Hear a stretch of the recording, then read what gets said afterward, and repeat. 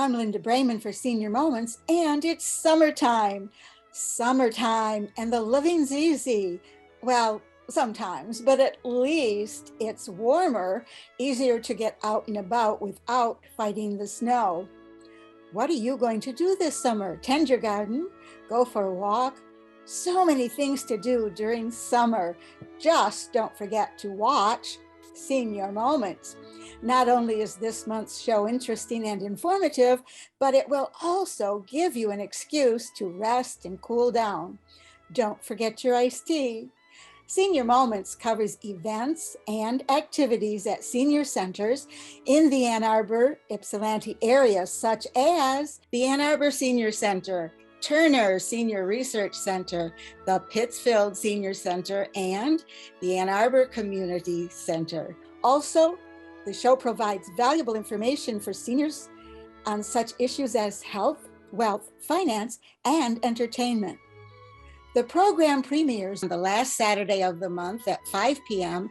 and it reruns 10 times a week on CTN Channel 16. So watch Senior Moments and do your own thing.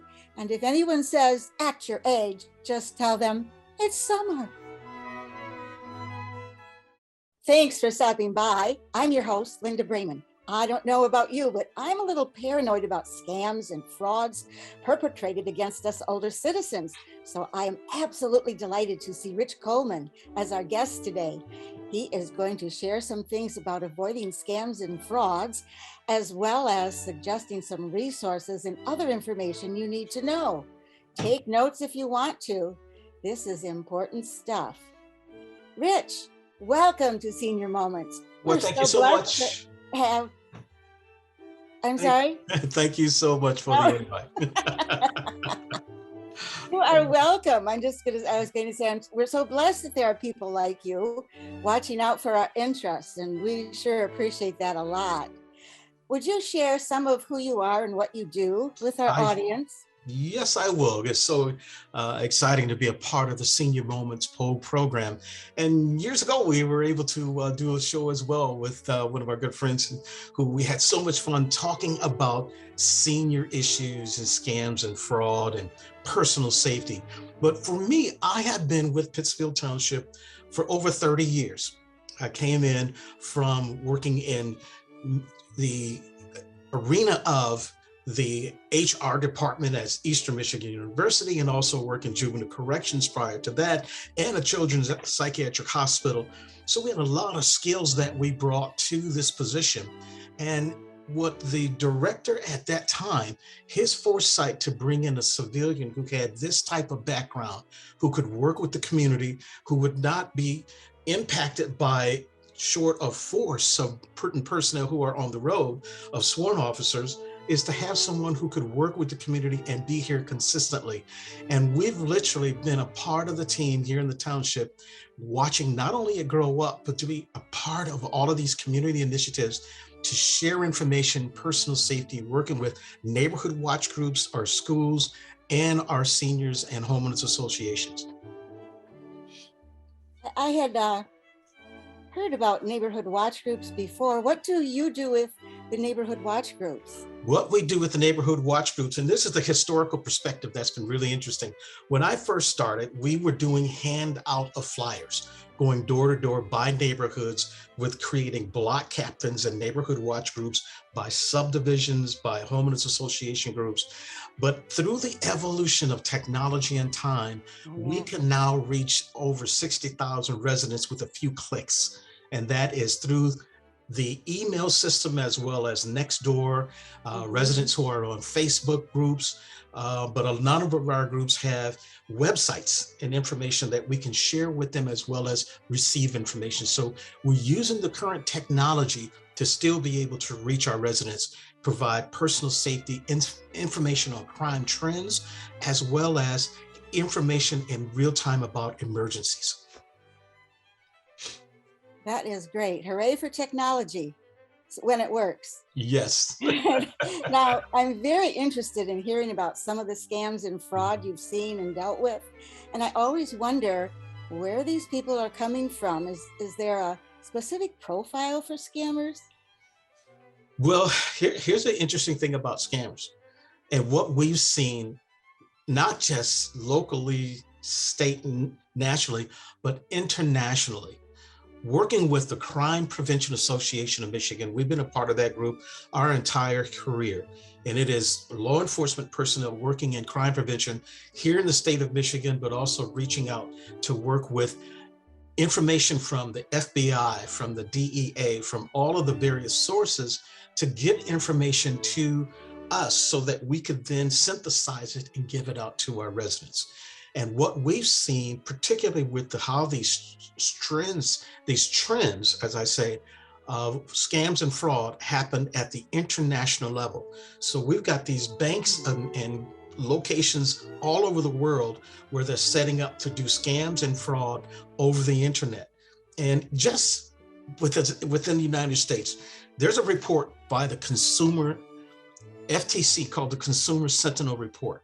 And with that report, it literally gives a breakdown of the reported crimes, identity theft in two categories, identity theft and fraud. Here's what's interesting about that. When they overlap, because they've captured information from one of the sources that we've put up online. And a lot of times when you fill out a site, you put your date of birth, you put your name in, particularly like with Facebook and all these social media sites. So if they're harvesting information, you've just given it to them because you have not made your site private and a public format. And those sites, people can go in and see everything about you, and they can then bombard you with information about your personal information using Amazon, using all these different sites where you have to go to click a hyperlink. And here's what's interesting. When we look at the data from the 4.7 million reports of identity theft and fraud, and that's, we're looking at all 50 continuous states. And here's the catch. A lot of times our seniors, because I've worked with so many of them, are too proud to file a police report because they fell prey to a scam. They just want to let me know because they've been in the workshops, they've heard me talk about not clicking on links and not responding to or sending money to some effort that you really don't know about, but you click that link and you put that out there and all of a sudden they've got access to your accounts. So these are just the reported, the 4.7 million, 2.2 million fraud reports and the identity theft. But what I love about this Sentinel report that we've been following for many years is it gives you a breakdown by state. Now, here in the state of Michigan, we had these categories of identity theft. We are 32nd in the country with fraud reports, and we're 30th in the nation for identity theft. Identity theft, 25% of those Michiganders fell prey to some type of fraud, and 28% fell prey to identity theft. Wow.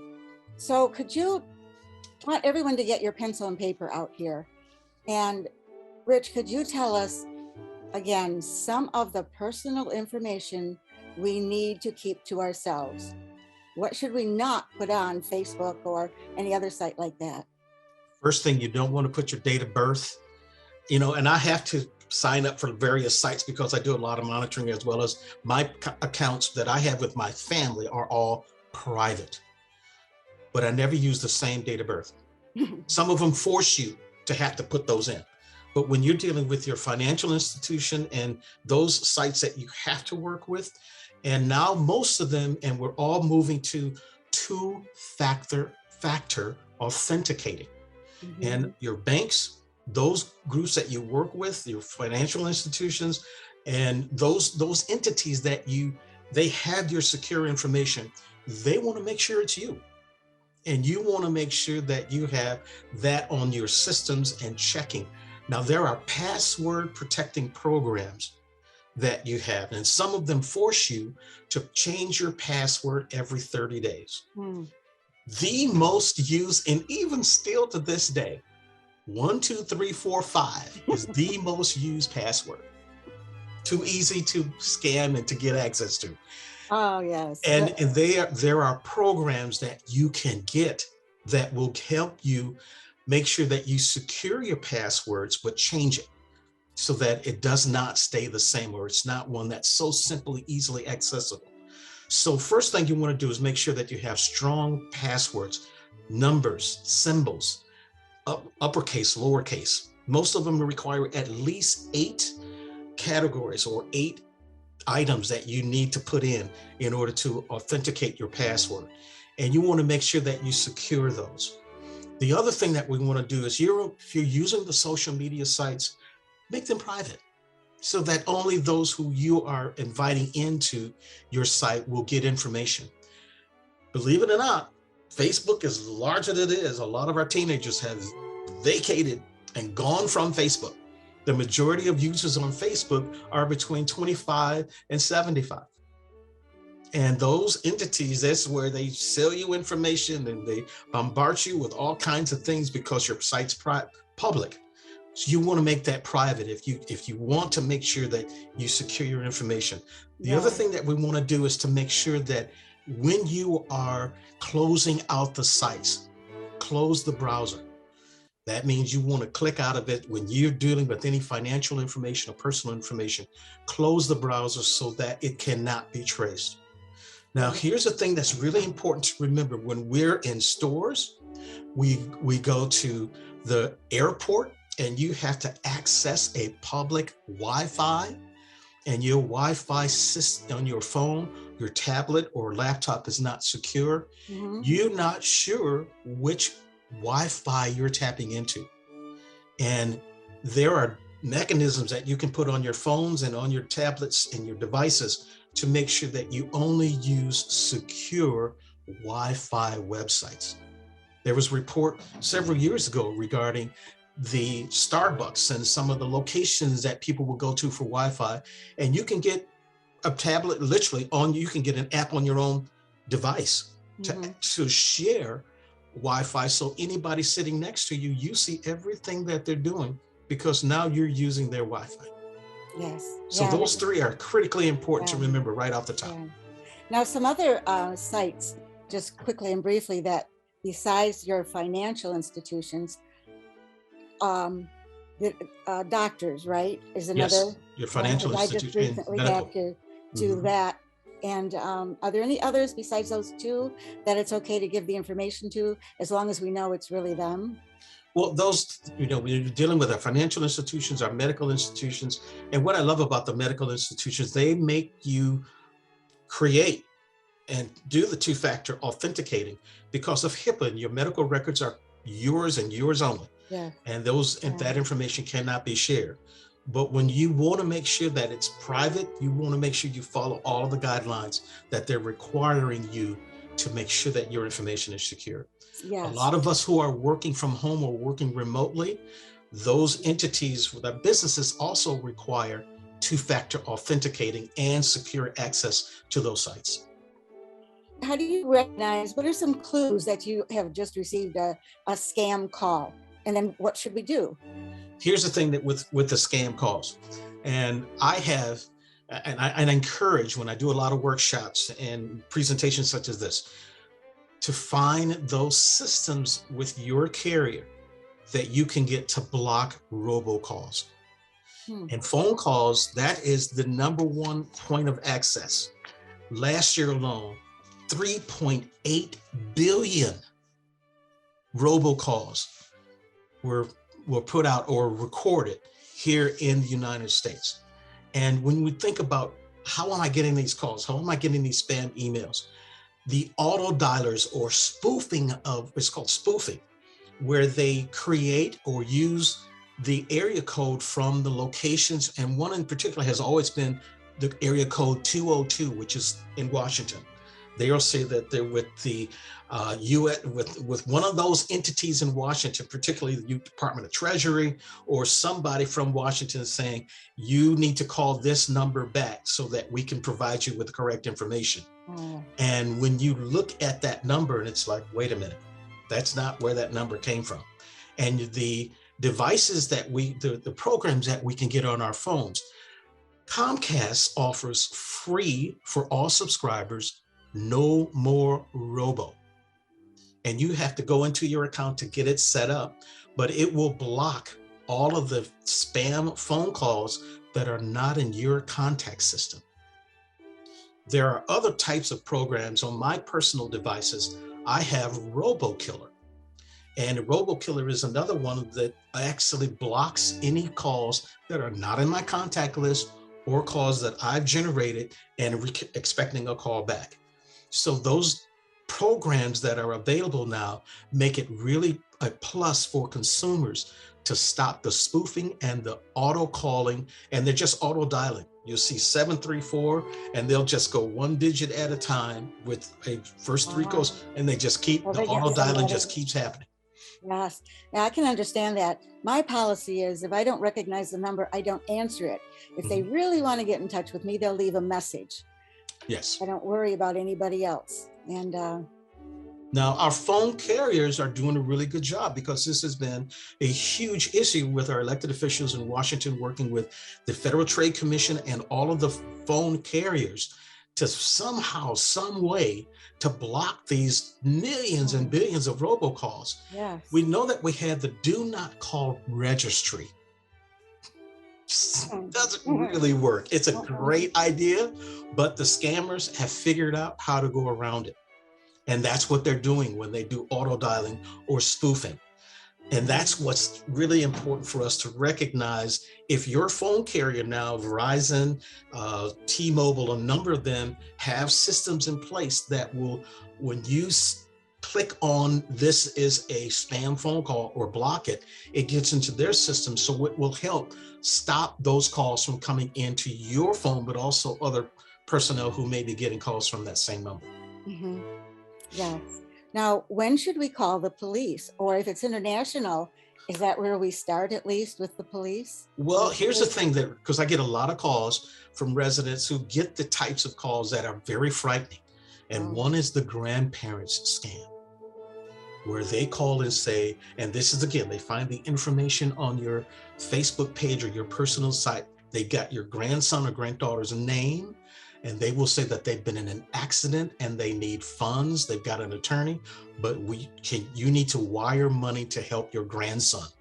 And that's what they will say initially, because they don't have a name. If they don't have it from your site, they will just say your grandson, and you will say, oh my goodness, is Johnny okay? Yes, Johnny is in trouble and you need to send money.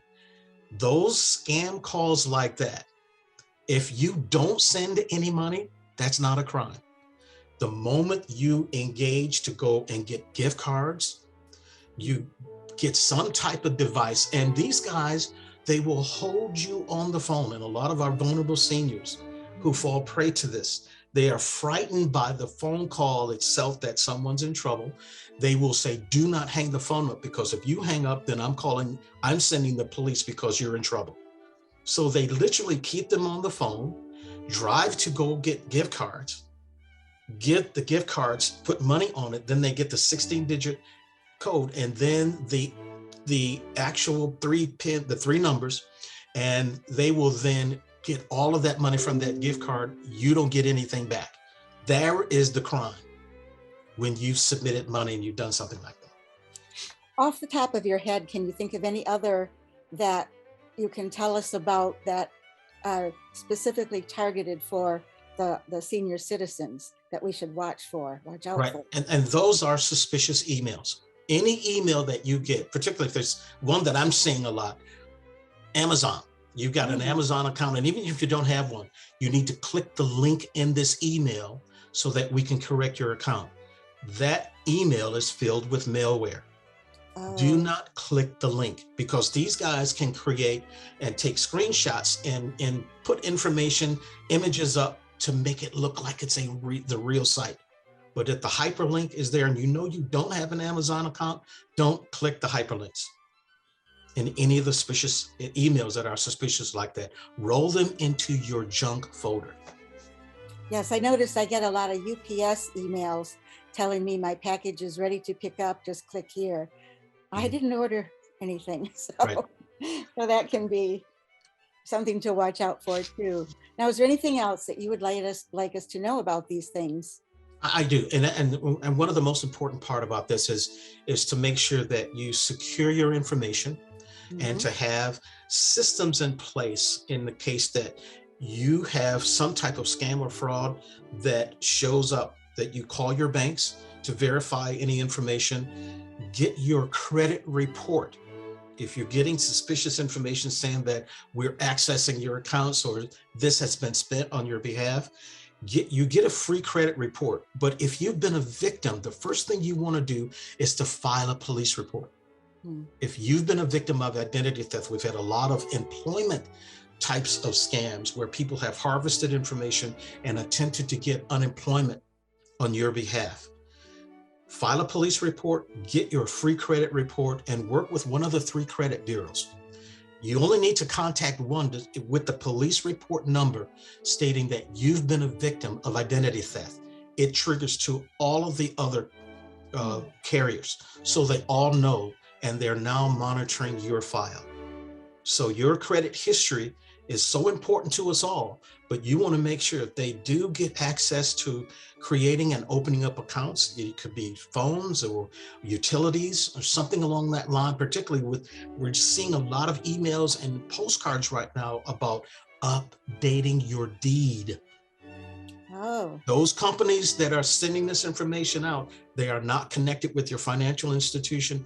For those residents here in Washington County, if you go to the county clerk's office, you can actually put and fill out a form online with your personal information saying, I want to be notified if anyone or entity accesses or attempts to gain access to my deed, because that's where if they get that information, they can take out all kinds of money against your home, and you would not even know about it because they've now created all of these accounts. Make sure that you process that information. It's just a couple clicks away, but call the county clerk's office or go to the website and look under deeds to make sure that you protect your deed. This is huge nationally right now, as well as we want to make sure that residents don't become victims. Yes. Now, this is so much information to process, and it's Yes. wonderful. But I know you have some blogs and some other sites available. Are there anywhere we can go and you can give us, for example, step by step what to do and what not to do Right now, in there these, is with the Federal Trade Commission. or certain other things, or how to secure your phone, things like Mhm. that? Right, the Federal Trade Commission, the FTC.gov. Has a lot of information on it, and you can get a lot of resources there. I host the blog for the Crime Prevention Association of Michigan, and we put information up in real time regarding trends of crimes, things that are going on for our members across the state, but also residents from those communities. And we encourage residents to get that information. And also contact your local police department. There are a number of personnel in community policing and doing crime prevention and similar roles that I do for our department here in Pittsfield Township. And as I get those calls and respond to those concerns, we share information in real time about what residents can do to protect themselves when they've got a utility potential scam, a personal Um, scam, ID theft and fraud. There's a lot of things that are out there, but we've got PowerPoints, we've got information that we could send out. If anyone is interested, just get the information we've been sharing with groups around the state and our state organization and what we're doing here in Pittsfield Township with our crime prevention programs. You can reach me at Coleman, Colemanr, at pittsfield-mi.gov. hmm. I'm just a part of a great team here in Pittsfield Township Department of Public Safety, and everything that we do, it's been an absolute honor to be a part of this, to leave and then come back to be a part of it for a little bit longer. But the crime prevention efforts that we'll be doing as a consultant and working in this arena, we're going to be working with the AARP, the Dementia Coalition, those groups that we've been reaching out to provide resources, but also to share personal experiences. And as I served as power of attorney for my 95-year-old World War II father-in-law, I learned so much. We pulled a reverse mortgage, and that's a whole nother presentation, because there are a number of things that you have to do to make sure that you understand the dynamics of what that is. But we promised Dad we'd keep him home as long as we could. Hmm. And I was so honored to sing the national anthem and the Lord's Prayer for him at Arlington Cemetery when we laid him to rest.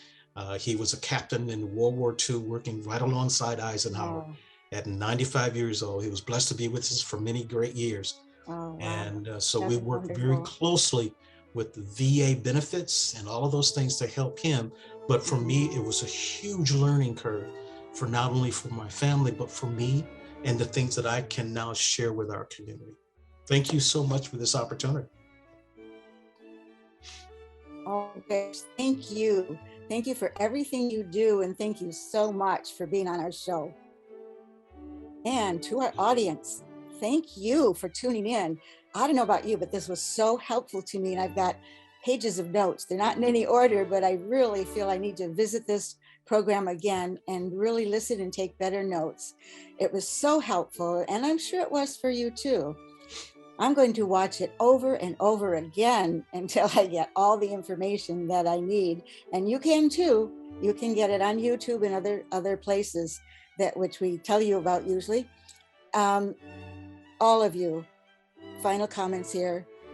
Be aware, be cautious, be safe. I'm Linda Brayman on Senior Moments. Come back next time. Thank you for joining us on Senior Moments. I hope you enjoyed the show. I'm Linda Brayman, and remember, it is summertime.